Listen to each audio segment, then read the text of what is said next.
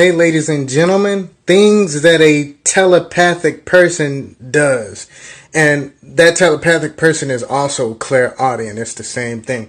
But realize that a telepathic person, a lot of the times, before they go out into public, they always put in a pair of headphones or headsets.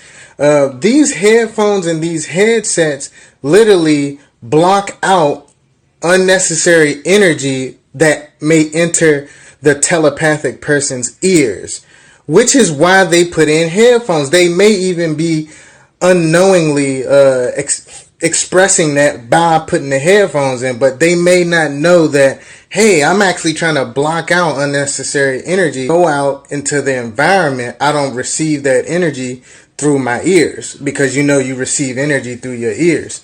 You receive energy through the pores in your skin, and you receive energy through your eyes. You receive energy through your nose. You receive energy through your mouth. So people who are telepathic put on headphones like 90 or 99% of the time. So they're blocking out unnecessary energy that may cause them to alter their calm state of mood. And it's also relaxing when they got the headphones in. You're telepathic, you're clairaudient.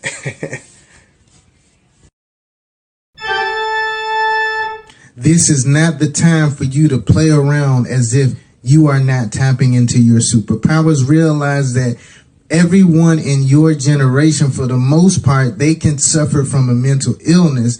A lot of times y'all mother, y'all father, y'all grandmother suffer from mental illness only in the sense that they do not want to pay those spirits that are communicating with them in their head. They don't want to pay them any attention. They don't want to communicate with them. They just allow the energy, aka the spirits, to run rampant into their mind. But you can take on that generational curse, and most people who are clairaudience and telepathic, which that's the same thing, they hear music all day, every day for no reason in their head. They hear people communicating with them in their head. They hear voices, and you have to realize that is you receiving information, aka you are receiving energy from those spirits. And if you ask those spirits questions, you can develop stability in which your family and your generation do not have, because they are scared to ask those spirits questions. They just let the spirits run rampant. But you, as a musician, a lot of the times you got music playing in your head 24/7. Realize that is your telepathic ability. That is your clairvoyance ability, clairaudience ability. Hey guys, today I'll be talking about a telepathic dog growl defense ability. This ability allows you to capture the sound of what a growling, snarling dog would sound like. That is called clairaudience. You would grab and capture how a dog feels when they project a growl. That is called clairsentience. You're using clairsentience doing this. And you project this onto a person who you want to leave you alone. That telepathic dog growl will consist of you growling within your mind, within your thoughts, within your imagination, growling and creating that feeling of growling with clairsentience, create that feeling of clairaudience with the sound of a growling, snarling dog. And you may even want to add some barks in there. And you may even want to add the imagery of a growling, snarling dog within your head and project that sky blue light is in representation of the throat chakra, which is in representation of sound and space. Project it onto that person, and you have successfully done a telepathic dog growl. It's that simple. Hey, I'm coming at y'all again, This video would basically be talking about people who are clairaudient, people who are telepathic. Clairaudience is actually a form of telepathy. And I say this because a lot of people who are clairaudient and telepathic, from what I've realized, as far as me, myself, 24/7, I got headphones in, especially if I'm not in the house.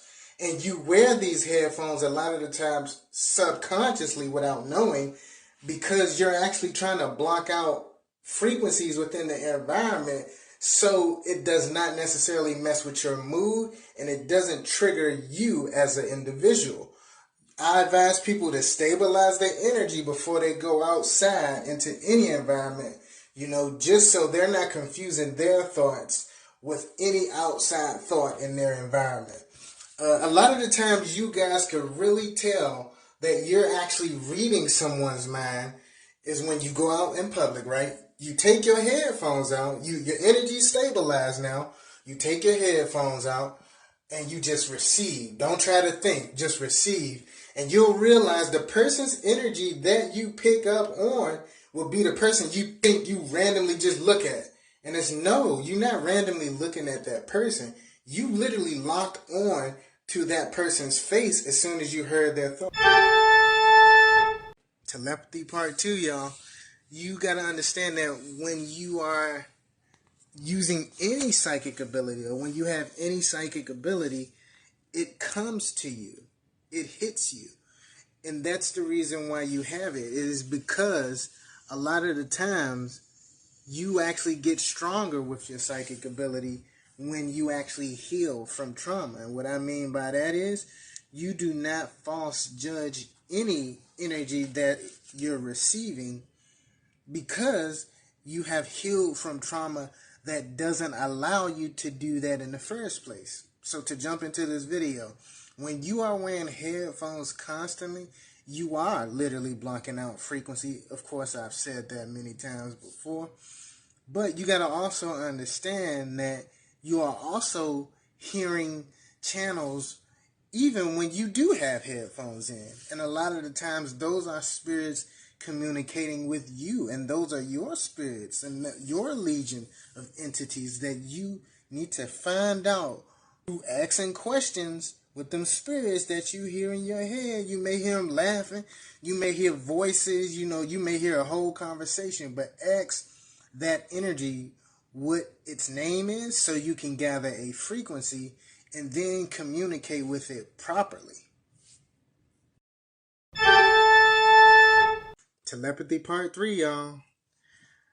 You are in a household full of 5 people. You know, pretty big house, 5 bedroom, 3 bathrooms. But you've meditated today. You stabilized your energy so that you're not confusing any outside thoughts for being your own thoughts. And then you think you randomly get a thought about somebody fighting. And then you go downstairs only to see that, wow, the energy is weird in this house. It seems like someone is arguing. It seems like someone is actually about to fight. And then a few minutes later, you hear arguing outside. That's because telepathically you picked up on that energy because you were not in a chaotic state of mind to the point where your thoughts were running wild. You had a stable mindset. You might have been focusing on reading something that day. You might have just worked out. So your mind is stable in that point in time. So therefore you are open to receive telepathic communication as to an aggressive energy becoming a reality. Using the air element as a psychic sense to communicate with spirits, ancestors, and whatever else character you would like to communicate with in your head. Realize that telepathy is clairaudience. Clairaudience is not in the sense of someone in front of you speaking to you. You may hear a voice in which you have no understanding of. So you are to telepathically within your mind ask that spirit who it is. Who it is in the sense of you having a question so you can continue the dialogue back and forth with that spirit. Whatever information that spirit gives you, through the form of telepathy, aka using your ability of clairaudience. Whatever answer that they want you to have about themselves, it is going to channel to you through the form of telepathy, in the sense where you don't have to actually speak out of your mouth. You may think that you're making up voices and sounds in your head. No, that is an actual spirit that you need to find out. And you need to find out who it is so that you can have proper form of communication. And that is air incorporated into you and your psychic ability. Using telepathy to detect when someone is lying to you. Telepathy is clairaudience as well. So realize that when someone is talking to you, they're talking to you and you're receiving energy through your eye sockets, your pores, and your aura field in general. Say for example, someone walks up to you and they say, "Hey man, I hit the lottery." Listen, you have no preconceived thoughts as to them not telling you the truth, because you don't know them. So they walk up to you, they tell you they hit the lotto, and for some weird reason, you get the thought that they're lying. That's because a lot of the times they are lying to you. If you have no preconceived thoughts as to them lying to you, you're already naturally picking up the frequency, the energy of them lying to you through the use of your telepathic ability, because a lot of the times a voice will pop up in your head and say, "They're lying, they're lying." And a lot of the times we ignore that voice, but that's our telepathic ability in effect. And a lot of the times you may also hear a song that is correlated with that person lying. So it's so broad to the point where just acknowledge the fact that your thoughts are directly correlated to the heart chakra, the brain, and the element of air. So basically, people who are telepathic, a lot of the times, they have to really, really be careful on who they let in their house, or aka their environment, because they can easily pick up people's thoughts in their environments.